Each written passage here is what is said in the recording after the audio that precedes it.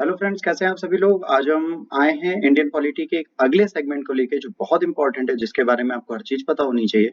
देखिए, हमारे यहाँ जब स्टेट बने, आजादी आई, आजादी के बाद बहुत सारी ऐसी चीजें थी जो हम बहुत स्लो कर रहे थे। जैसे स्टेट का रीऑर्गेनाइजेशन 1946 से स्टार्ट हुआ और अगर कायदे से देखें 2019 एंड तक चला अभी तक। हाल फिलहाल अभी भी बहुत सारे स्टेट हैं जो डिवाइड होना चाहते हैं लिंग्विस्टिक मैनर में, कास्ट के प्ले कार्ड पे, ट्रम कार्ड पे, तो वो सारी चीजें अभी भी चल रही हैं। तो आइए अपनी जर्नी स्टार्ट करते हैं, जर्नी ऑफ इंडियन स्टेट्स। मेरा नाम है धर्मेंद्र सिंह और मैं आपके लिए लाया हूँ ये पूरा लेक्चर, जिसमें हम पॉलिटिकल लेक्चर करेंगे, making of Indian states. UPSC के सेगमेंट से देखा जाए बड़ा इंपॉर्टेंट है, और अदर कोई कंपटीशन एग्जाम आप दे रहे हैं तो उसमें भी आपके ये फॉर्म बहुत इजीली आएगा। आप इसके लिए बिल्कुल ना डरे, आप इसे नहीं करना चाहते हैं, बहुत आराम से इसको कर सकते हैं। तो आइए journey of Indian state start करते हैं। तो देखिए, जब आजाद नहीं हुए थे, आजादी के जस्ट बाद आप देखिए तो ये जो व्हाइट वाले प्लेस दिख रहे हैं और ये जो ऑरेंज है और येलो है, येलो वाले मुस्लिम मेजोरिटीज एरियाज थे, ये वाले हिंदी मेजोरिटी एरियाज थे, इंडियन प्रिंसली स्टेट थे। तो देखिए इंडिया कितने फ्रेगमेंट में बटा हुआ है। अभी ये प्रॉपरली सक्सेसफुली एक कंट्री नहीं बना था, बट इसके बाद अगर आप इसे ध्यान से देखेंगे तो आपको ये दिखेगा कि ये देखिए ये फिर एक कंट्री के रूप में बन गया और ये आज की दशा है जो इंडियन फ्लैग के अंडर आज भी आते हैं। तो आइए इसी के साथ अपनी हिस्ट्री हम स्टार्ट करते हैं ताकि आपको चीजें याद होने लगे। देखिए, हम स्टार्ट करते हैं अपनी हिस्ट्री फैजल अली कमीशन से। फैजल अली कमीशन आया, हिस्टोरिकल बैकग्राउंड क्या है, लिंग्विस्टिक बैकग्राउंड पे हमने एक स्टेट आंध्र प्रदेश बना दिया। जब ये बना तो और भी डिमांड होने लगी, तो गवर्नमेंट ने एक स्टेट रीऑर्गेनाइजेशन कमीशन बनाया, जिसको चेयर किया था फैजल अली साहब ने, और 1953 में ये बनी थी री एग्जामिन करने के लिए पूरे इशू को। इसमें और भी मेंबर थे, के एम पांडेकर और एच एन कुंजरू। तो ये कमीशन जो था बिल्कुल इंडिपेंडेंट था। इनका ऑब्जेक्टिव ये था कि ये देखे कि स्टेट किस तरह डिवाइड किए जा सकते हैं और बनाए जा सकते हैं। तो इसमें जो थे जस्टिस सर सैयद फजल अली थे।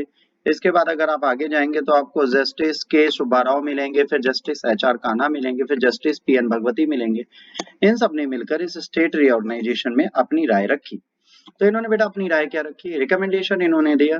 इन सब ने अपनी जो रिपोर्ट थी वो सितंबर 1955 में दी, तकरीबन 2 साल बाद। वाइडली एक्सेप्ट किया कि लिंग्विस्टिक बेसिस पे स्टेट का रिऑर्गेनाइजेशन नहीं होना चाहिए। सबसे इंपॉर्टेंट चीज है, इन्होंने क्या करना है तो एक तरीका होना चाहिए। 4 मेजर फैक्टर्स बेटा इन्होंने हमें दिए। पहला दिया preservation and the strengthening the unity and the security of country, linguistic and the cultural homogeneity, financial, economic and administrative consideration, planning and promotion of welfare of the people as well as of the state and or the nation as well। देखिए यहाँ पर क्या हो रहा है, यहाँ पर ये हो रहा है कि अगर आप किसी को लिंग्विस्टिक मैनर में डिवाइड कर दो तो क्या उनके पास रिसोर्सेज हैं, क्या वो सक्सेसफुली अपना बिजनेस चला सकते हैं, क्या वो चीजों को रन कर सकते हैं। तो ऐसा कोई इशू नहीं दिख रहा था। फिर commission suggested the abolition of 4-fold classification of and territories under the original constitution and set to create 16 state and 3 centrally administered territory. Group A B C D, ये 4-fold था जिसके थ्रू राज्य चल रहे थे।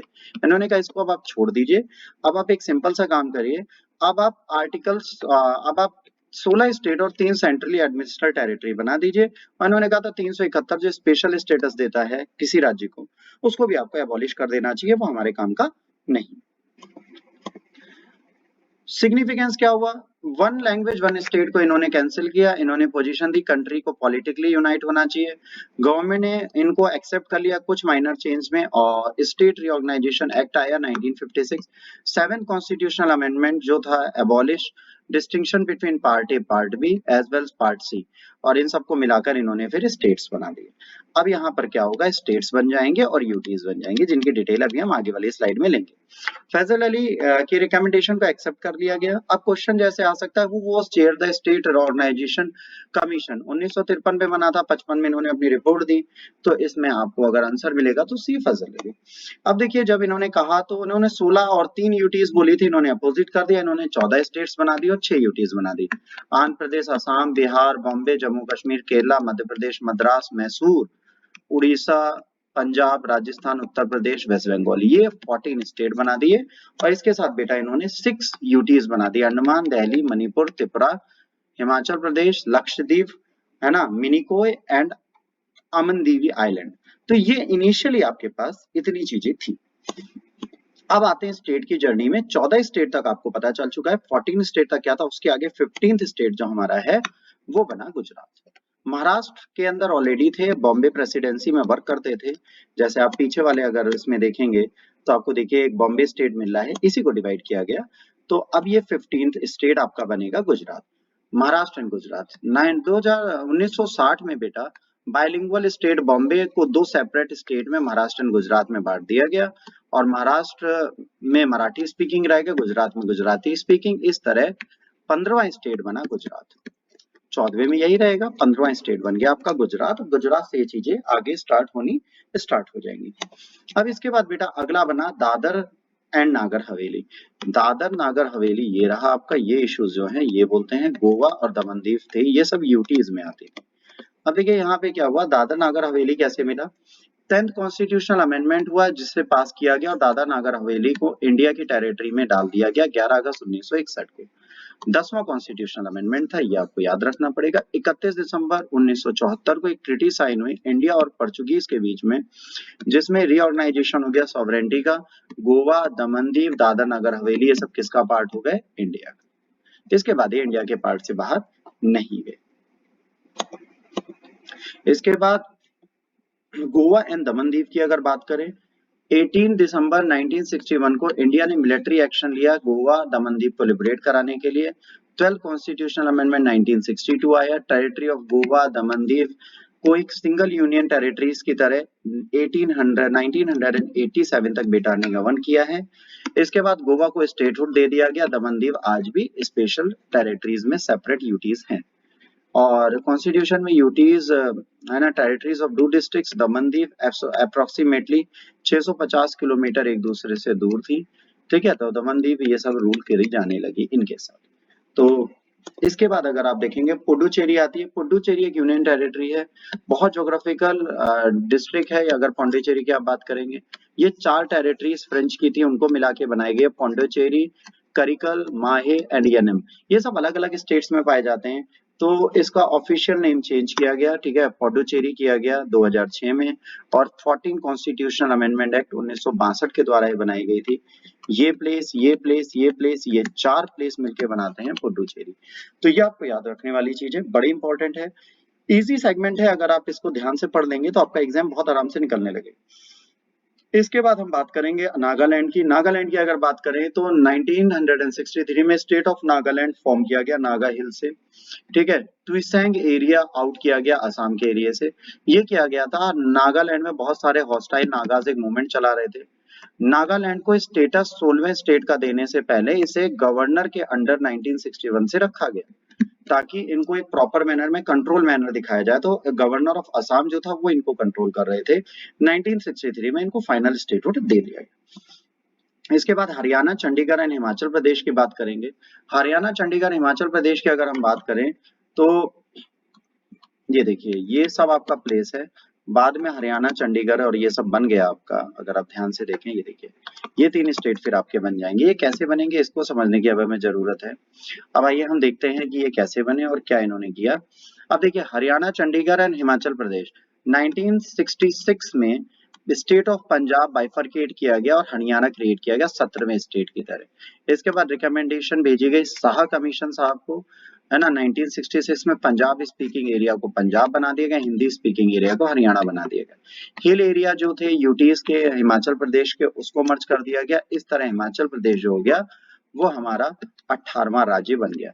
तो अब यहाँ पर हमारे पास 18 राज्य हो चुके हैं, जिसमें आपका हरियाणा और हिमाचल प्रदेश भी क्रिएट हो चुका है।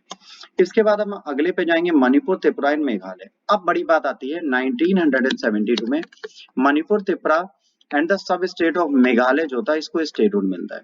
2 UTs Mizoram and Arunachal Pradesh, also known as NEFA north east frontier agency, है ना, इन सबको मिला के स्टेट बना दिया जाता है। और अब नंबर आ जाते हैं 21। मणिपुर 19वां बनता है, त्रिपुरा 20वां बनता है, मेघालय 21वां बनता है। 22वां कॉन्स्टिट्यूशनल अमेंडमेंट एक्ट होता है जो मेघालय को ऑटोनोमस स्टेट, सब स्टेट्स असम के अंदर बनाता है। इससे वो सेटिस्फाई नहीं होते, बाद में इसको भी एक सेपरेट स्टेट की तरह हम सामने ले आते हैं। तो इस तरह अब हमारे पास आ गया मणिपुर, उसके साथ आ गया त्रिपुरा और मेघालय, ये 3 स्टेट अब यहाँ पे क्रिएट कर दिए जाते हैं। तो इस तरह ये भी एक स्टेटहुड पा जाते हैं। धीरे धीरे अगर आप ध्यान दें आसाम टूट रहा है और कुछ नहीं हो रहा। इसके बाद बेटा अगला सबसे इंपॉर्टेंट स्टेट बनता है सिक्किम। अगर आप सिक्किम की हिस्ट्री देखें तो सिक्किम बड़ा इंटरेस्टिंग है। बहुत छोटा सा राज्य है, यहाँ पे आप देखें, और ये चाइना से मिलता है, तो जाहिर सी बात है इसकी बाउंड्री हमारे लिए बहुत जरूरी हो जाती है। तो सिक्किम 1947 के बाद एक प्रिंसली स्टेट था जिसे चोंगाल डायनेस्टी रूल करती थी। 47 में ये प्रोटेक्टोरेट बना इंडिया का, जिसमें धीरे धीरे इन्होंने रिस्पॉन्सिबिलिटी ले ली डिफेंस की, एक्सटर्नल अफेयर और कम्युनिकेशन की सिक्किम की। 1974 में सिक्किम ने अपनी डिजायर बताई कि हमें एसोसिएशन चाहिए इंडिया के साथ, तो 35वां कॉन्स्टिट्यूशन अमेंडमेंट 1974 में किया गया और सिक्किम को एसोसिएट स्टेट बना दिया गया। इससे आर्टिकल 2A और 10th शेड्यूल में बदलाव किया गया, इसने भी लोगों को सेटिस्फाई नहीं किया। फिर 1975 में एक रेफरेंडम किया गया और उसने कहा कि भाई ये चोंग्याल डायनेस्टी को आप हटा दीजिए और आप सीधे हमारे को गवर्न करिए। तो इसके बाद ये इंटीग्रल पार्ट बन गया 36 कॉन्स्टिट्यूशनल अमेंडमेंट 1975 से, और 22वां स्टेट हमारी कंट्री का बना है, 22nd स्टेट। इसके अमेंडमेंट में 1 और 4 जो शेड्यूल है उसमें चेंज हुआ। एक आर्टिकल 371F ऐड किया गया जो इसको स्पेशल प्रोविजन देते हैं। आर्टिकल 2A रिपेल कर दिया गया, 10th शेड्यूल रिपेल कर दिया गया, और 35th कॉन्स्टिट्यूशनल अमेंडमेंट के द्वारा ये चीजें की गई। तो ये एक बेसिक चीज और आई और सिक्किम स्टेट आपके सामने आ गया। इसके बाद मिजोरम, अरुणाचल प्रदेश और गोवा की अगर बात करेंगे तो इसको आप ध्यान से देख लीजिएगा। यहाँ पर कुछ नहीं हुआ, पहला 3 स्टेट बने, Mizoram, Arunachal Pradesh, Goa. 23rd, 24th, 25th Mizoram को फुल स्टेट का दर्जा दे दिया गया। मिजोरम पीस अकॉर्ड हुई, 2 डिकेड की जो वॉर चल रही थी इंसर्जेंसीज की उसको खत्म करने के लिए इनको 1986 में स्टेटहुड मिला। फिर अरुणाचल प्रदेश को 20th फरवरी 1987 में स्टेटहुड मिला। ऑलरेडी 72 से यूनियन टेरिटरी थी पर अभी नहीं, स्टेटहुड दे दिया गया। गोवा को भी सेपरेट कर दिया गया दमन दीव की टेरिटरी से और इनको 30th में 1987 को सेपरेट स्टेट बना दिया गया। तो 23वां, 24वां, 25वां सीक्वेंस से ये दोनों स्टेट्स बन गए। ये 3 स्टेट्स आपके सामने आ गए। तो ये आपका गोवा है, ये महाराष्ट्र से बाउंड्री लेता है अगर आप ध्यान से देखेंगे। उसके साथ अगर आप देखेंगे तो ये आपका अरुणाचल प्रदेश है, और अगर और देखेंगे तो ये आपका मिजोरम है। तो ये और ये स्टेट आपके आपके सामने आ गए और इनको यहाँ पे बना दिया गया। इसके बाद अगर बात करेंगे छत्तीसगढ़, उत्तराखंड और झारखंड, ये न्यूली कंस्ट्रक्टेड स्टेट थे तेलंगाना से पहले। तो छत्तीसगढ़ जो है वो एमपी से निकला 1 नवंबर 2000 को, उत्तराखंड यूपी से निकला 9 नवंबर को, और झारखंड निकला 15 नवंबर को। ये 3 स्टेट आपके सामने आ गए और एक ऑटोनोमस स्टेटस से फ्री स्टेटहुड में ये आ गए। मतलब ये 3 स्टेट बहुत बड़े थे, इनमें बहुत दिनों से प्रॉब्लम चल रही थी, तो 26, 27, 28 राज्य हमारे बन गए, है ना। तो छत्तीसगढ़, उत्तराखंड और झारखंड अब आपके सामने आ गए। इसके बाद तेलंगाना, आंध्र प्रदेश में बहुत दिनों से लड़ाई चल रही थी, इसने अपनी चीजें बदली और इसने बहुत बड़ी सिचुएशन बनाई। 2 जून 2014 को फाइनली इसको सेपरेट कर दिएगा। नॉर्थ वेस्टर्न पार्ट में आंध्र प्रदेश को हटाया गया और स्टेट ऑफ हैदराबाद इसकी कैपिटल के लिए बना दिया गया। अब सिंपल सी चीज है, अगर आंध्र प्रदेश की कैपिटल हैदराबाद थी, इसको हटा दिया गया, तो अब आंध्र प्रदेश की कैपिटल क्या होगी? तो आंध्र प्रदेश की अब कैपिटल होगी अमरावती।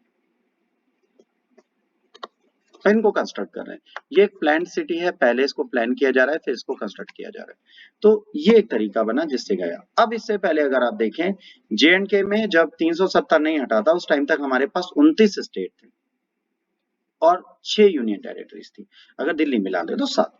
अब जाहिर सी बात है 8 यूनियन टेरिटरीज, 28 स्टेट आज की डेट में है, बट उससे पहले 29 स्टेट थे।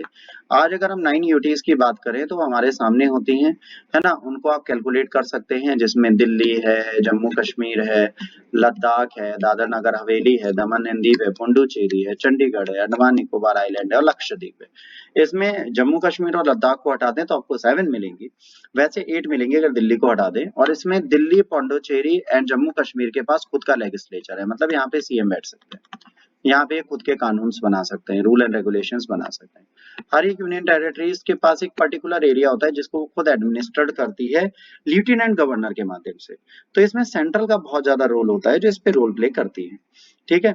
अब अगर आप ध्यान दें तो जम्मू कश्मीर, लद्दाख एज यूटीज बनाए गए सबसे लास्ट में। बड़ी इंपॉर्टेंट चीज है, 370 आर्टिकल हटाने की मांग बहुत दिनों से चल रही थी क्योंकि इन दोनों को स्पेशल स्टेटस देता था और जेएनके के स्टेट में थे। ध्यान रखिए इंडियन हिस्ट्री में पहली बार हुआ है किसी स्टेट को यूटी में कन्वर्ट किया गया। आज तक यूटीज को तो स्टेट में कन्वर्ट किया जा रहा था, बट 370 हटाने के बाद इसका अपोजिट हो गया। अब एक रेजोल्यूशन पास हुआ 370 को हटाने के लिए पार्लियामेंट ऑफ इंडिया में अगस्त 2019 में। इसी टाइम पे रीऑर्गेनाइजेशन एक्ट पास किया गया, जिससे जम्मू कश्मीर और लद्दाख को यूटी बना दिया गया और 31 अक्टूबर 2019 से इफेक्ट में आ गया। इसके बाद आज हमारे पास 28 राज्य 29 की जगह फिर से हो गए, 29 को रिप्लेस करके हमने 28 कर दिया और हमारे पास आज 8 यूटीज है।